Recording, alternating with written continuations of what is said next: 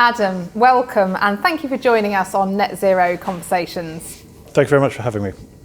So let's start by exploring your several professional hats. So you're at the Church of England Pension Board, but you're also with the Transition Pathway Initiative. So tell us a bit more about those.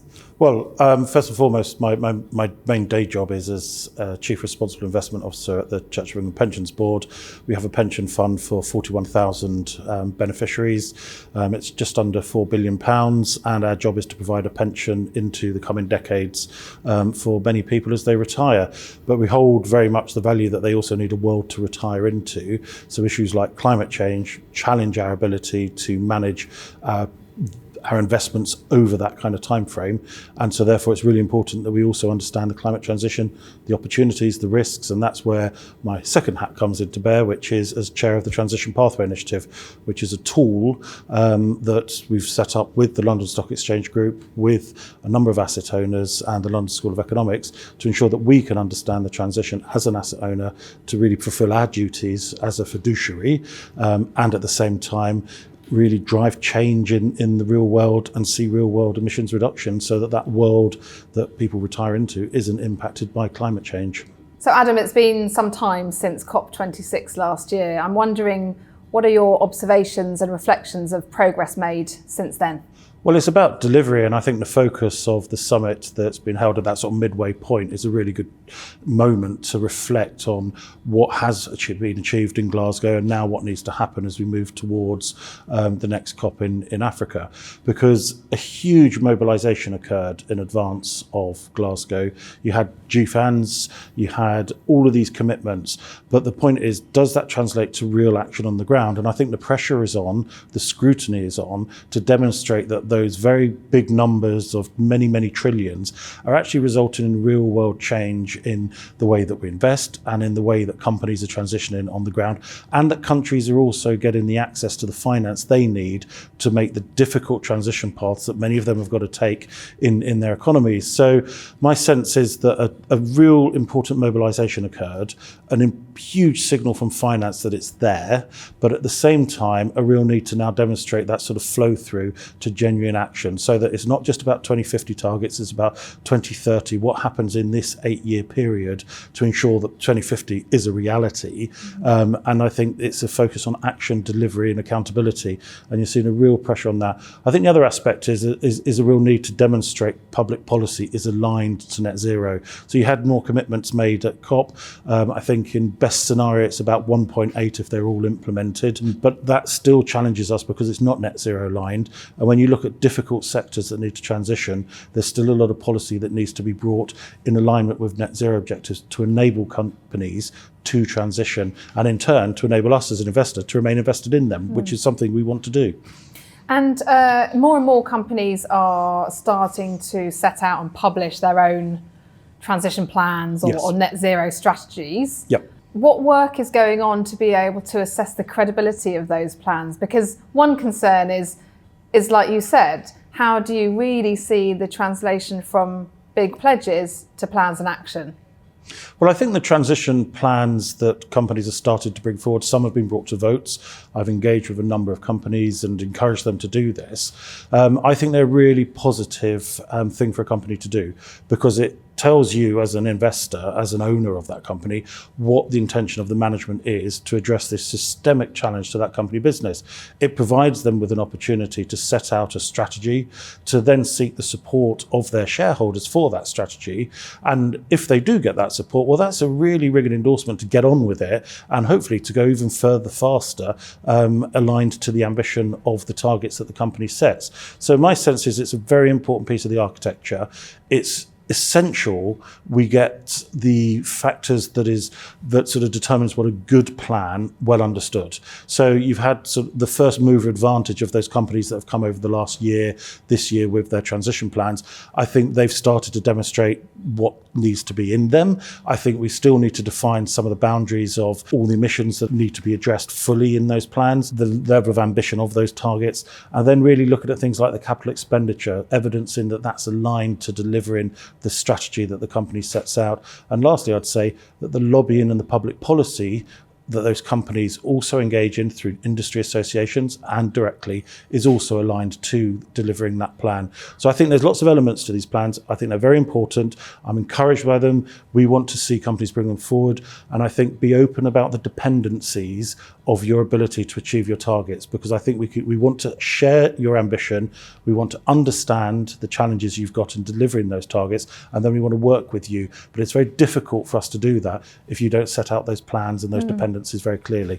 And so you spoke there about kind of the conversation that goes on between companies and investors. Can you talk to me a bit more about engagement as a strategy versus divestment from high emitting sectors? Because this is a debate that's kind of run. Where does the Church of England Pension Board sit on that kind of dynamic?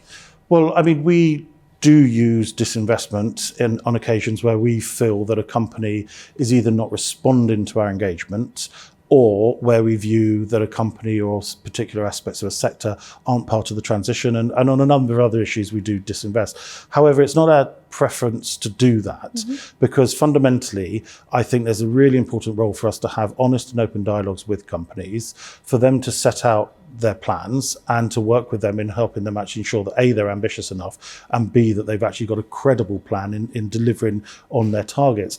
Now, if you can make that work, then that means that you don't need to disinvest. And the point of the transition is it's transition over time.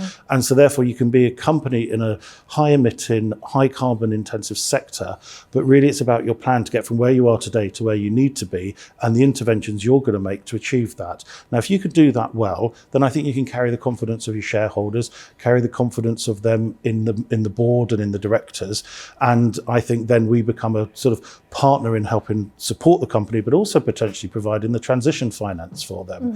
But it's essential that we have independent tools to really track and hold companies accountable on this and check that the veracity of the plans. And I think tools like the Transition Pathway Initiative are really important to doing that. And so that's why as a fund we use that to determine which companies are transitioning and which aren't.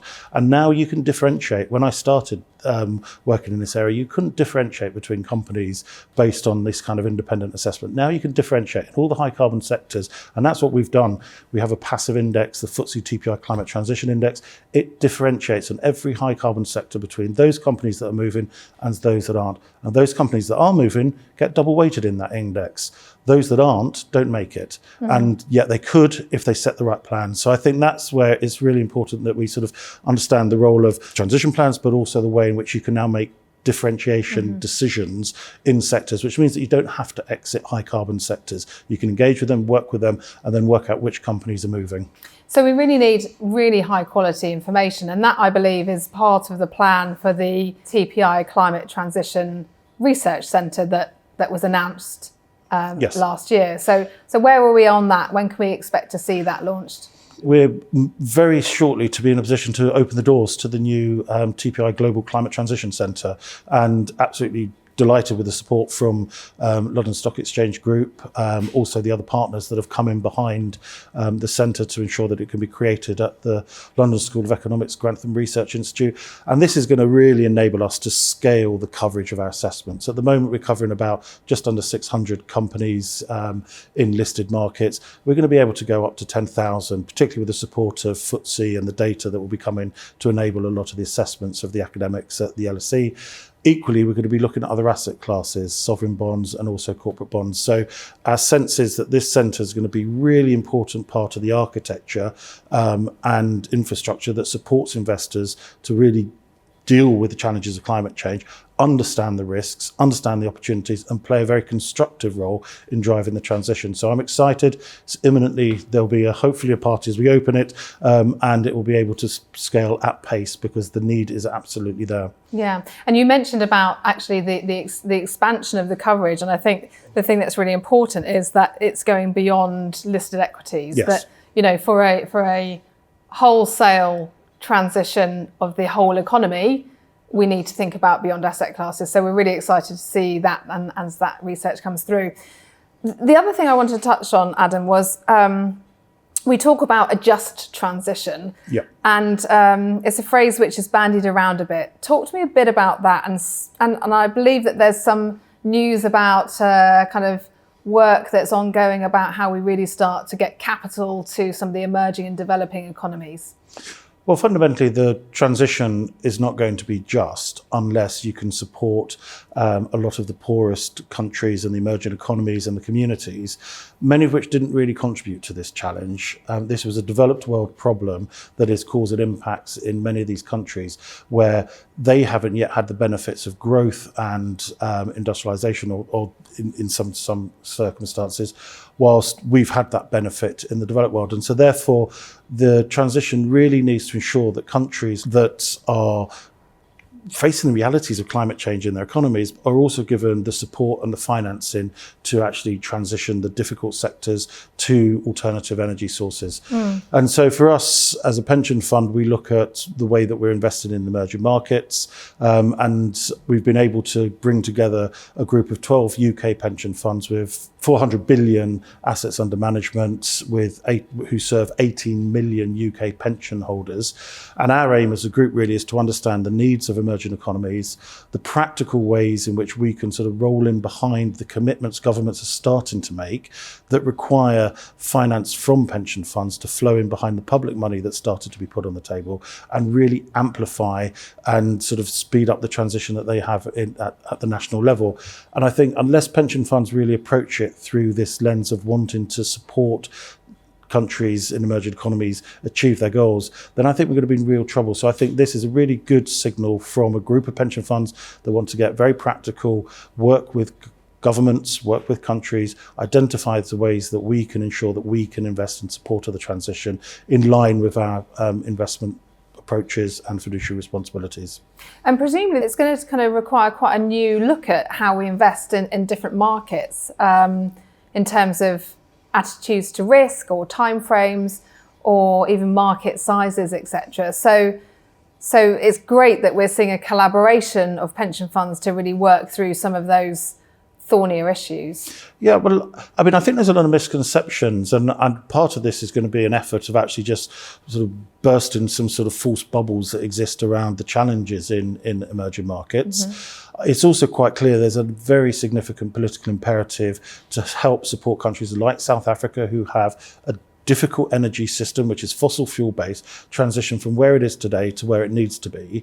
And that means, therefore, you've got to hold the complexity. It's got coal assets at the moment that support an energy system that doesn't have an alternative. There isn't a renewable switch that hasn't been switched on in South Africa. It's got to be built. So how do you support that transition? How do you support the workers that produce the coal that go into the energy system today, whilst you build the renewables capacity, transition through gas, and then have sufficient energy to enable the South African economy to flourish and stop having the power outages it's having today? So it's about owning all of that picture and then playing a really constructive role to drive the transition. And my sense is the opportunities are there. I think it's about having a sort of intent amongst pension funds that they really want to play this role, welcoming the fact that you've now got governments putting money on the table. There's 8.5 billion from the UK, Europe and US in support of the South African government. That acts as a sort of first loss. And I think the way is, if we can package this in some blended finance kind of approach, then I think there's opportunity to really support countries. And the prize here is, if countries know that there's real finance coming down the path to support them deliver their national targets, this in turn will help the whole international process and our collective achievement of the Paris Agreement. And that sounds great, but at the same time, pension funds, still have to fulfill their fiduciary duties 100%. And think about kind of returns to investors. So this is not an easy one to crack. So it's not, and unless we can demonstrate that it is absolutely in line with the way that we're investing, then it won't work. So the challenge here is to sort of be really clear. It is possible to invest in emerging markets in this way, and to be absolutely sure of that. And I think if we can demonstrate that, then I think you'll see many other pension funds flow in behind. And so the opportunity with this group is really to sort of do that practical work and have that confidence and assurance. And the aim is, ahead of COP27, to be in a position to say where we've got to. Yeah, great. You mentioned a couple of other stakeholders in there, and I'm keen to understand your take on what regulation can do to help accelerate this transition, because that's a key player. So any thoughts on that? Well, I think regulation is critical to the transition. First and foremost, it needs to be aligned to net zero. So, and I think there's also the role regulation plays in creating the rules of the game in terms of the disclosure requirements. And in the UK, you've obviously got the government intending to ensure that we have transition plans that are mandatory. And I'm part of the task force that's looking at what that looks like. So I think there's a really important role for regulators to play in driving those kind of reporting, disclosure requirements, standardising it, etc. So I think all of that's essential. Equally, it's essential that the actual sort of policy in sectors like aviation, shipping, steel, that is also aligned to enabling companies and sectors to transition.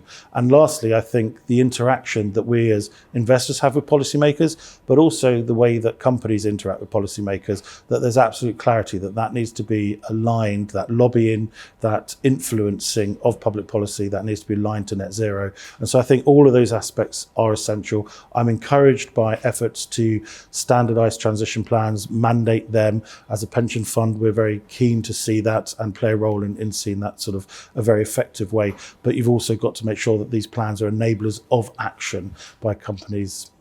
And finally, one last question, if I may. If you were to have one wish to make COP27 a success, what one thing would you wish for? I hope that it is the COP where countries go away from it knowing that the finance is not just in multi-billion sort of headline commitments, it's practically there at the national level with governments with confidence knowing that they're in a position to start to deliver their transition plans at the level of ambition that I suspect they have. I think if we can achieve that over the next sort of 6-month period, I think that will be a really important part, because that will build confidence in the whole international process and know that you've got real transition, real world emissions reduction plans starting to come to life at the national level. So unlocking that and making it practical, making it real at the national level and led by countries that really require it. I think that for me would be really important. Adam, many thanks. Thank you.